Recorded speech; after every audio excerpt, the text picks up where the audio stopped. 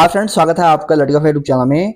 दोस्तों, आज इस वीडियो हम बात करने वाले हैं Bihar state power holding company limited BSPCL exam date के लेटेस्ट अपडेट के बारे में। जैसा कि आप सभी लोग को ये चीज मालूम होगा कि बीएसपीसीएल की जो वैकेंसी आपकी 2610 आपके पास आई थी, उसके बाद वैकेंसी को बढ़ाया गया, फॉर्म रीओपन हुआ, कैंडिडेट नए कैंडिडेट उसमें अप्लाई किए, ठीक है, रीओपन होने के बाद।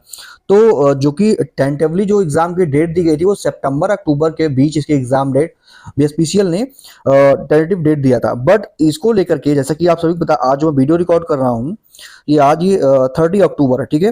30 अक्टूबर को मैं वीडियो मॉर्निंग में रिकॉर्ड कर रहा हूँ, तो अभी तक इसको लेकर के ऑफिशियल वेबसाइट पे आपको कोई भी अपडेट नहीं मिलेगा देखने को। लेकिन मैं आपको अपडेट देता हूँ इसको लेकर के, जो जानकारी मुझे मिल रही है इसके बिहाफ पर कि बीएसपीसीएल का जो एग्जाम है, देखिए डिले थोड़ा सा होगा। रीजन आप सभी लोग को मालूम है कि फॉर्म जो सितंबर अक्टूबर एग्जाम इन्होंने डेट दिया था उसमें इन्होंने वैकेंसी बढ़ाया, फॉर्म रीओपन हुआ, वो चीज हुआ। अब जो फॉर्म आपने जो नए कैंडिडेट ने सबमिट किए उसमें फॉर्म की स्क्रूटनी होगी। स्क्रूटनी में होता क्या है, जिनका फॉर्म में कोई मिस्टेक होगा उनको फॉर्म मतलब जिनका बहुत ज्यादा मिस्टेक होगा उनका तो फॉर्म को रिजेक्ट करेगा बीएसपीसीएल। लास्ट टाइम जब 2018 में वैकेंसी आई थी आपकी बीएसपीसीएल में, तो इन्होंने मॉडिफिकेशन का लिंक यानी कि एडिट का लिंक भी दिया था। बट इस बार ऐसा कुछ भी बीएसपीसीएल ने ऑफिशियल नोटिफिकेशन में ऐसा मेंशन नहीं किया है, ना ही इन्होंने अभी तक एडिट करने का लिंक एक्टिवेट किया। तो और कौन कौन सी रीजन है जिससे फॉर्म को रिजेक्ट होते हैं वो मैंने आपको कई वीडियो में इसको लेकर के अपडेट दिया है। मेन रीजन ये होता है कि अगर आपने जो बीएसपीसीएल से इलेक्ट्रीशियन ट्रेड मांगा है, अगर आपने इलेक्ट्रीशियन ट्रेड जो आईटीआई का सर्टिफिकेट है आपके पास, उसको आपने ना अप्लाई करके फिटर का आपने अप्लाई कर दिया या कोपा का अप्लाई कर कुछ भी अप्लाई कर दिया, तो उस रीजन पे आपका वहां पे ये जो है रिजेक्ट कर देते हैं, ठीक है।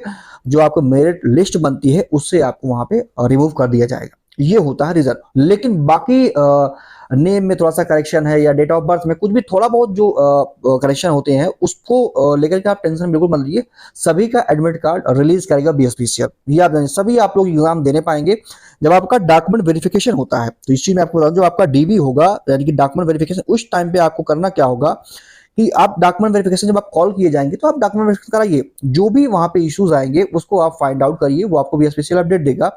उसके बाद जैसे मान लीजिए आपका सर्टिफिकेट में कोई इशू है, ठीक है, बहुत लोग करते हैं एससी एसटी ओबीसी में ये सर्टिफिकेट का इशू आता है, तो आप उसको एक एफिडेविट सबमिट कर सकते हैं या उसको बनवा के वहां पर दे सकते हैं, ठीक है। ऐसा नहीं ना कि उस टाइम वो मेरिट लिस्ट से आपको रिमूव करेंगे, ऐसा नहीं करेंगे। हाँ, लेकिन अगर आपके पास वो ट्रेड का सर्टिफिकेट नहीं है, जिस ट्रेड को बीएसपीसीएल ने क्वालिफिकेशन को रखा वो नहीं है, तब आपको वहां पर रिजेक्ट होगा। एडमिट कार्ड आपका सबका आएगा, आप सभी लोग एग्जाम दे पाएंगे। रही बात एग्जाम डेट को लेकर के, देखिए इतना तो आप सभी को पता है कि ये अक्टूबर बीत गया, आपका नवंबर और आपका दिसंबर, ठीक है। दो ही आपके मंथ यहाँ पे बचे हैं आपके एग्जाम को लेकर के, ठीक है। और ये चीज मैं आपको एक और क्लियर कर देता हूं, जो आपका एग्जाम है वो टीसीएस ही कंडक्ट करवाएगा। क्यों, रीजन क्या है, जो मैंने आपको इस चीज को लेकर के पहले भी आपको दूसरे चैनल मैंने आपको अपडेट दिया था कि बीएसपीसीएल जो एग्जाम है टीसीएस ही कंडक्ट करवाएगा, क्योंकि इसी के डेटाबेस में इसके सर्वर पर आपका डेटा स्टोर हुआ है। मैंने इसको प्रूफ भी आपको दिखाया था। और जब फॉर्म रीओपन हुआ, बहुत लोग ये कह रहे थे कि नहीं टेंडर किसी और को दे दिया गया। एक बात बताओ, जब बीएसपीसीएल के डेटाबेस में डेटा स्टोर हो गया है तो वो टेंडर अभी यही करवाएगा, दूसरा कोई नहीं करवा पाएगा उसको, ठीक है। उसके लिए गवर्नमेंट को फिर क्योंकि जो पेमेंट करना होता है, पेमेंट बीएसपीसीएल जो टीसीएस है उसको बीएसपीसीएल ने दे दिया है। अब पेमेंट चली गई है, उसके डेटाबेस में डेटा स्टोर हो गया, तो वो दूसरे किसी कंपनी को ऐसा जो है डेटा ट्रांसफर करना पॉसिबल तो होता है, लेकिन थोड़ा सा उसमें लेंदी हो जाता है। और जो पेमेंट होती है उसको लेकर के टेंडर बिड वगैरह होती है, उसमें थोड़ा सा प्रॉब्लम आती है, ठीक है। तो आपका एग्जाम जो आपका जो फॉर्म रीओपन हुआ था टीसीएस के सर्वर पर फिर से आप लोग का डेटा स्टोर हुआ है, ठीक है। तो टीसीएस ही आपका एग्जाम कंडक्ट करवाएगा, वो मैं आपको पहले बता चुका हूं।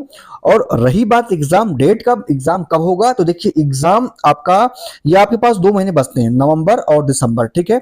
नवंबर और दिसंबर आपके यही 2 महीने आपके बचते हैं। तो देखिए इसमें आपकी पॉसिबिलिटी है कि आपका एग्जाम हो जाएगा, ठीक है।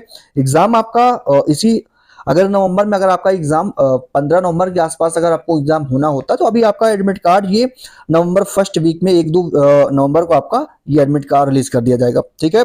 नहीं तो फिर आपका एग्जाम वो दिसंबर में जाकर के चांस है होने का। ठीक है, ये आप जान लीजिए। 2025 के चक्कर में आप मत पड़िए कि देखिए आप पहले ये देखना होता है ना कि मेरे सामने हमारे डेट का, जो कि इस बार बीएसपीसीएल ये चीज क्लियर नहीं किया जब फॉर्म रीओपन हुआ था कि हम, जैसे कि लास्ट टाइम जो उन्होंने अभी जब फॉर्म आपका ये वैकेंसी आई, जब 2610 पद थे, जब वैकेंसी आपकी इंक्रीज नहीं हुई थी, जब 2610 थे, तो उस टाइम बीएसपीसीएल ने टेंटेटिव डेट दिया था। कंफर्म डेट तो नहीं थी पर टेंटेटिव डेट थी कि हम सितंबर से अक्टूबर के बीच एग्जाम करा लेंगे।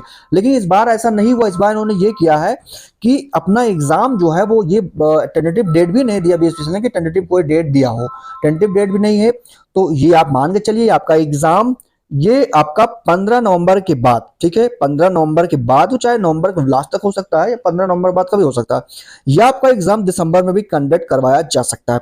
जिस प्रकार टीसीएस का शेड्यूल है वो अगर उसमें स्लॉट खाली रहेगा तो आपका एग्जाम कंडक्ट करवा लेगा, क्योंकि अब नंबर ऑफ एप्लीकेशन में इंक्रीज हुए हैं, थोड़ा सा वो चीजें सेंटर वगैरह वहां पे देखना। टीसीएस के पास सारे जो भी एग्जाम के सेंटर होते हैं उनके पास सारी फैसिलिटी है, वहाँ पे सिस्टम भी है, अच्छे से लैब भी है। बस ये है कि आपके एग्जाम जो है आपके स्टेट बिहार में ही होंगे, तो बिहार में उतना वहां पे लैब आपको देखने को मिल रहा है। पटना आपका होगा, पटना में मिलेंगे, ठीक है, लैब। लेकिन बाकी सभी डिस्ट्रिक्ट में आपको तो ये तो पॉसिबल नहीं है कि बहुत ज्यादा लैब मिलना, ठीक है। तो इसकी वजह से आपका एग्जाम थोड़ा सा टाइम लगेगा होने में, लेकिन आपका एग्जाम होगा। आप इसे 2024 में ही मान के चलिए, चाहे जब आपका एग्जाम हो जाए 2024 में, ठीक है। 25 के चक्कर में आप बिल्कुल मत पड़िएगा। बाकी जैसा भी अपडेट होगा मैं आपको चैनल पे दूंगा। चैनल को आप लोग सब्सक्राइब करके रखिए। नीचे आपको डिस्क्रिप्शन बॉक्स में टेलीग्राम चैनल का लिंक मिलेगा, आप वहां पे ज्वाइन कर सकते हैं। वहां पे आपको टीसीएस का एग्जाम का जो पैटर्न है, जो क्वेश्चन पेपर आता है टीसीएस का, वो मैंने वहां पे अपलोड किया है, जाकर उसको चेकआउट कर सकते हैं। बाकी वीडियो अच्छी लगे उसको लाइक कीजिएगा, अपने दोस्तों वीडियो को शेयर कर देगा। मिलते हैं आपसे किसी अगले वीडियो में। Thank you for watching this video.